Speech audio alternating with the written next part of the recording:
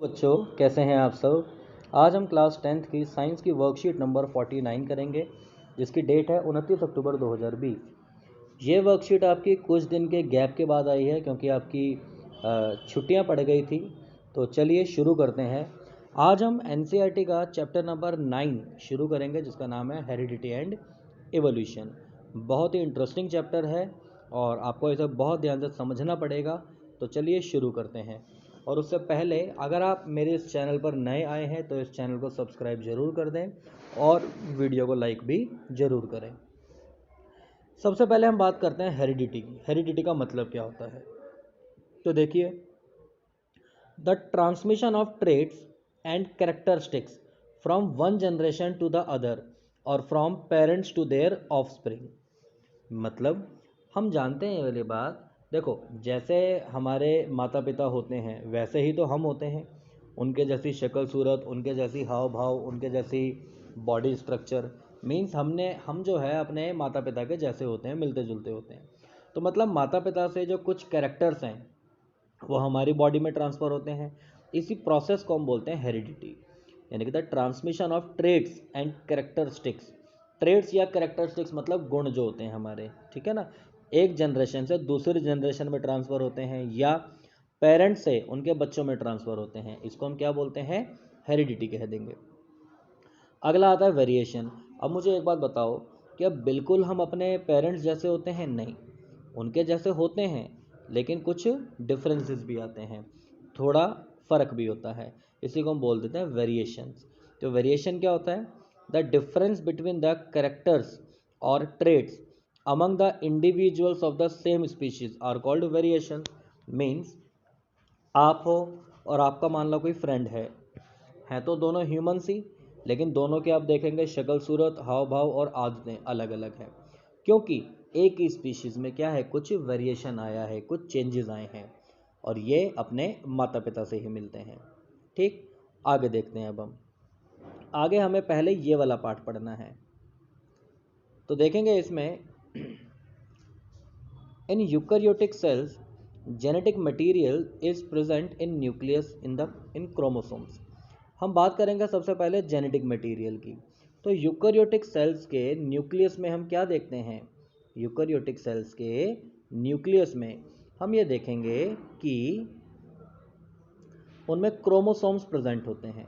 Chromosomes क्या होते हैं? अब ये क्रोमोसोम्स थ्रेड लाइक स्ट्रक्चर्स होती हैं which carry genetic information from one generation to other. मतलब माता पिता से बच्चों में जो कैरेक्टर ट्रांसफ़र होते हैं वो किसकी वजह से होता है? क्रोमोसोम्स की वजह से होता है। अब ये जो क्रोमोसोम्स होते हैं ये डीएनए और प्रोटीन के बने होते हैं। बहुत इंपॉर्टेंट लाइन है ये, इसको आप बिल्कुल याद रखेंगे कि क्रोमोसोम्स किसके बने होते हैं? डीएनए और प्रोटीन के। काम क्या होता है इनका? They play a vital role in cell division. हम जानते हैं ये वाली बात कि सेल्स डिवाइड होती हैं, और सेल्स के डिवाइड होने में डीएनए का और क्रोमोसोम्स का बहुत इंपॉर्टेंट रोल होता है। इसके अलावा हेरिडिटी में एक इम्पॉर्टेंट रोल प्ले करते हैं। हेरिडिटी वही करेक्टर का ट्रांसफ़र जो होता है। वेरिएशन में भी एक इम्पॉर्टेंट रोल प्ले करते हैं। वेरिएशन का मतलब क्या होता है? कुछ कैरेक्टर्स माता पिता से डिफरेंट होते हैं हमारे अंदर, तो ये इसकी वजह से ही होता है। म्यूटेशन में इनका एक इम्पॉर्टेंट रोल होता है। म्यूटेशन का मतलब क्या होता है? इसको शॉर्ट में हम थोड़ा सा अगर समझें, किसी भी स्पीशीज़ के डीएनए या जीन्स में अगर अचानक से कोई परिवर्तन आ जाए, अचानक से कोई चेंजेस आ जाते हैं, सडन अगर चेंजेस आते हैं तो उसको म्यूटेशन कहते हैं। रिपेयर होना, रीजनरेशन होना सेल्स का, तो ये सारा क्या होता है? हमारा क्रोमोसोम्स और डीएनए का काम होता है। डीएनए क्या होता है? डीएनए की देखो फुल फॉर्म होती है deoxyribo nucleic acid, and it is the hereditary material in humans and almost और ऑल ऑर्गेनिजम्स। जितने भी सभी ऑर्गेनिजम्स होते हैं उनके सेल के न्यूक्लियस में ये क्रोमोसोम्स और डीएनए प्रेजेंट होते हैं। आप सीधा ये याद रखें कि क्रोमोसोम, देखो थोड़ा सा मैं अगर आपको बताऊं, क्रोमोसोम्स जो होते हैं ना, जैसे कुछ इस तरीके के होते हैं, ये कुछ इस तरह के क्रोमोसोम्स हैं। इसी का अगर हम ये छोटा सा पार्ट इसको बड़ा करके देखें तो वही हमारा कुछ इस तरह का होगा, जिसको हम क्या बोल देते हैं? डीएनए कह देते हैं। ठीक है ना? तो मतलब क्रोमोसोम्स जो होते हैं वो डीएनए से मिलकर बने होते हैं। Nearly every cell in person's body has the same DNA. किसी भी एक पर्सन की बॉडी में जितने भी सारे पार्ट्स होंगे उसका हर जगह का जो डीएनए है वो सेम रहता है। आपने देखा होगा कुछ भी जब कोई भी प्रॉब्लम होती है तो डीएनए टेस्ट करवाया जाता है। अब डीएनए टेस्ट करवाने के लिए किसी व्यक्ति का नाखून हो जाए या बाल हो जाए या ब्लड सैंपल हो जाए, कुछ भी एक चीज़ मिलनी चाहिए तो डीएनए क्या है, मैच हो जाता है। मोस्ट जो डीएनए होता है वो सेल के न्यूक्लियस में मिलता है, जिसको हम क्या बोलते हैं, न्यूक्लियर डीएनए कहते हैं। ध्यान से समझेंगे ज़रा, मेन जो डीएनए होता है वो कहाँ होता है, न्यूक्लियस में मिलता है, जिसको न्यूक्लियर डीएनए कहते हैं। लेकिन एक स्मॉल अमाउंट ऑफ डीएनए जो होता है वो हमें माइटोकॉन्ड्रिया में भी मिलता है। कहाँ पर मिलता है, माइटोकॉन्ड्रिया में। ठीक है। एक ट्रेट, अब ट्रेट अभी हमने ऊपर पढ़ा था, होता क्या है, ये एक स्पेसिफिक कैरेक्टरिस्टिक्स होती है।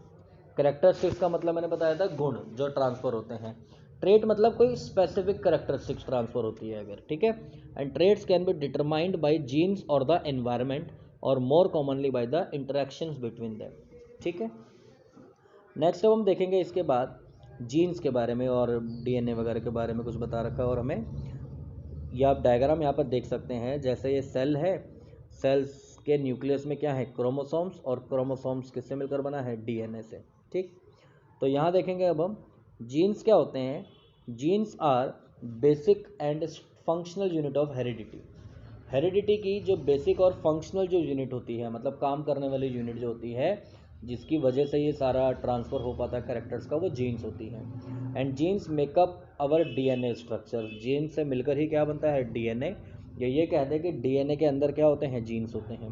ह्यूमंस के अंदर हर एक जीन की 2 कॉपीज़ होती हैं, मतलब जीन्स हमेशा पेयर में होते हैं। हम इसे कैसे समझेंगे कि जीन्स हमेशा कैसे प्रेजेंट होंगे, पेयर्स में होते हैं, जिनको हम क्या बोलते हैं, एलिल कहते हैं। क्या बोलते हैं इसको हम, एलिल।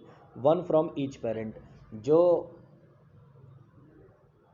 आधा जो पार्ट है, जैसे 2 हैं, 2 में से एक क्या है, वो पैटर्नल होता है। पैटर्नल मतलब फादर से आता है, और बाकी दूसरा वाला क्या होता है, मैटरनल मतलब मदर से आता है पार्ट।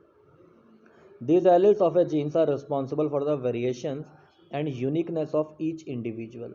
और यही जो जीन्स की जो एलिल्स हैं या जो जीन्स हैं, ये रिस्पॉन्सिबल होते हैं वेरिएशंस के लिए और हर एक इंडिविजुअल की यूनिकनेस के लिए। हर कोई इंडिविजुअल अपने आप में यूनिक होता है। मैं अपने आप में अलग हूँ, आप अपने आप में अलग हैं, आपका फ्रेंड अपने आप में अलग होगा। बिल्कुल सेम वो नहीं हो सकते। जो चीज़ आपके अंदर है वो चीज़ आपके फ्रेंड के अंदर नहीं होगी, या जो चीज़ उसके अंदर अच्छे से उसको पता है, सब जानता है, या उसका दिमाग तेज है, या कुछ भी चीज़ ऐसी है वो आपके अंदर नहीं होगी। तो मीन्स हर कोई अपने आप में इंडिविजुअल होता है। The different variations of a particular gene are known as alleles. मतलब अलग अलग जो वेरिएशंस होते हैं किसी भी पर्टिकुलर जीन के, उसको भी हम क्या बोल देते हैं, एलिल कह देते हैं। या हम ये कह देंगे कि हर एक ह्यूमंस में 2 कॉपीज़ होती हैं जीन की, जिसको हम क्या बोलते हैं, एलिल कहते हैं, जो ईच पेरेंट से आती है, मतलब एक मदर और एक फादर से आती है। नेक्स्ट आ जाएगा accumulation of variation during reproduction. Reproduction के समय एक्यूमुलेशन होता है कुछ वेरिएशन का, उसको हम देखते हैं। तो देखेंगे inheritance from the previous generation provides both A common basic body design. Inheritance जो होता है प्रीवियस जनरेशन से एक कॉमन बेसिक बॉडी डिज़ाइन मिलता है, and subtle changes in it. और उसमें क्या होते हैं, कुछ चेंजेस आते हैं नेक्स्ट जनरेशन के लिए। What would happen when this new generation in its turn reproduce? The second generation will have differences that they inherit from the first generation, as well as newly created differences। आप सीधा इसको इस diagram से समझेंगे।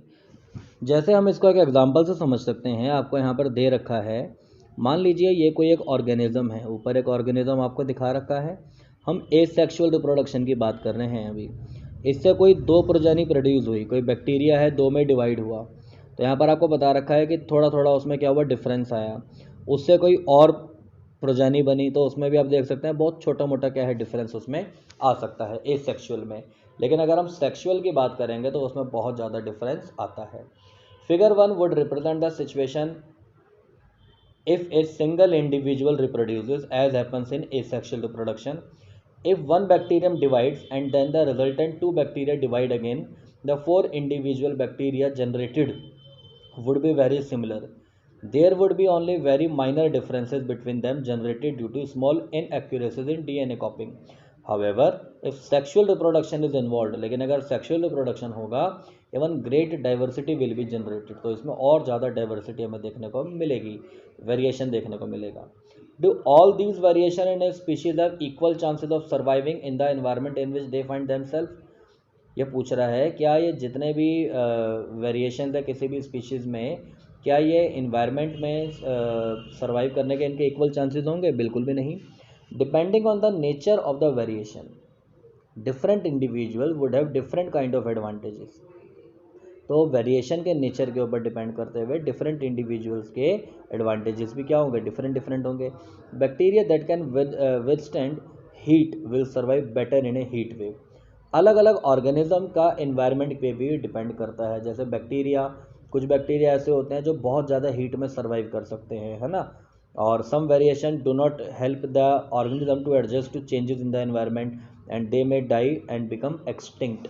मतलब कुछ क्या होते हैं वेरिएशंस जब होता है तो उन्हें वो अडॉप्ट कर लेते हैं, और कुछ ऐसे होते हैं जो नहीं कर पाते। चलिए अब क्वेश्चंस पर आते हैं। अब हम पहला क्वेश्चन है डिफाइन द फॉलोइंग, तो आपने क्या करना है? डेफिनेशन देनी है।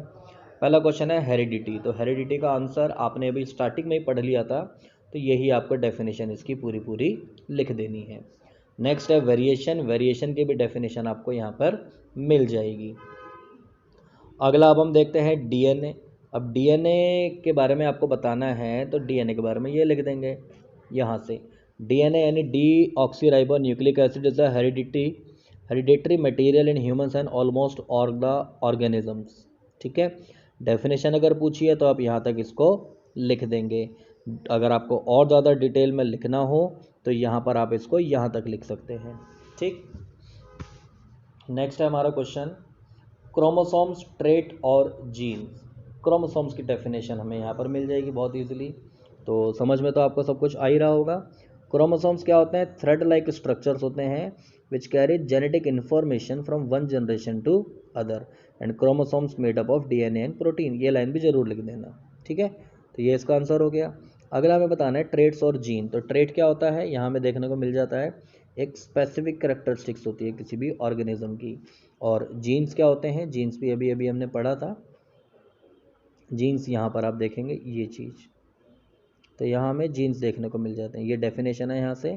तो जीन्स क्या होते हैं? बेसिक और फंक्शनल यूनिट होती है हेरिडिटी की, और ये डीएनए स्ट्रक्चर को बनाते हैं। ये इसका आप लिख देंगे पूरा आंसर।